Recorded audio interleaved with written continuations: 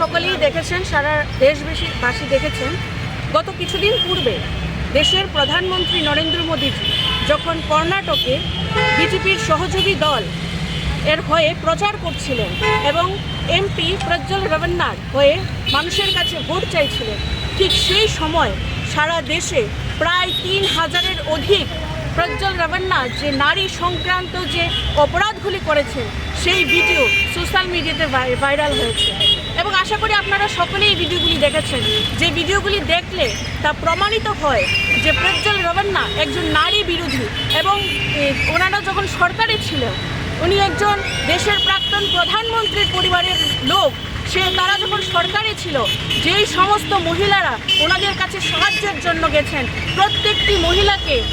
তারা বিভিন্ন রকমভাবে নির্যাতন করেছে, ধর্ষণ করেছে এবং মহিলা বিরোধী অপরাধের সঙ্গে তারা যুক্ত রয়েছে। এই ভিডিওগুলি সোশ্যাল মিডিয়াতে ভাইরাল হওয়ার সঙ্গে সঙ্গেই প্রজ্জ্বল রেভান্না দেশ ছেড়ে বিদেশ পালিয়ে গেছে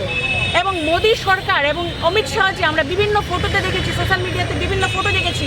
ওনাদের পরিবারের সঙ্গে তার ফটো রয়েছে গত কিছুদিন পূর্বে। কিন্তু উনি যখন প্রজ্জ্বল রেভান্না যখন দেশ ছেড়ে পালিয়ে যায়, আজ মোদী সরকার চুপ রয়েছেন।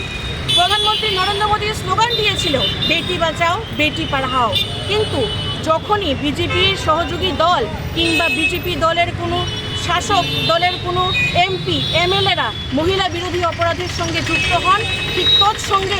সঙ্গে সঙ্গেই মোদী সরকার বেটি বাঁচাওয়ের স্লোগান ভুলে গিয়ে ধর্ষক বাঁচাওয়ের অবতীর্ণ হন।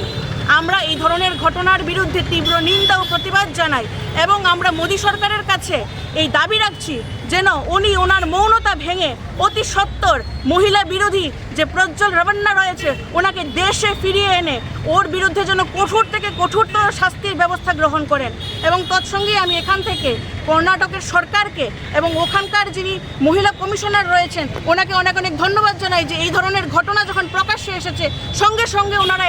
এসআইটি গঠন করেছেন এবং ওখানকার মুখ্যমন্ত্রীকে চিঠি লিখে সেই ধর্ষকের বিরুদ্ধে যেন কঠোর থেকে কঠোর শাস্তির ব্যবস্থা করা হয় সেই পদক্ষেপ গ্রহণ করেছেন। এবং আমরা আজ দেখেছি সেই ধর্ষকের পিতাকে কর্ণাটক সরকার গ্রেপ্তার করেছেন এবং দেশের সরকার, কেন্দ্রীয় সরকার এবং প্রধানমন্ত্রী যেন তার মৌনতা ভেঙে ধর্ষকের বিরুদ্ধে এবং দেশের মহিলাদের যেন নাই পাইয়ে দেয়, আমরা সেই দাবি রাখছি। আমি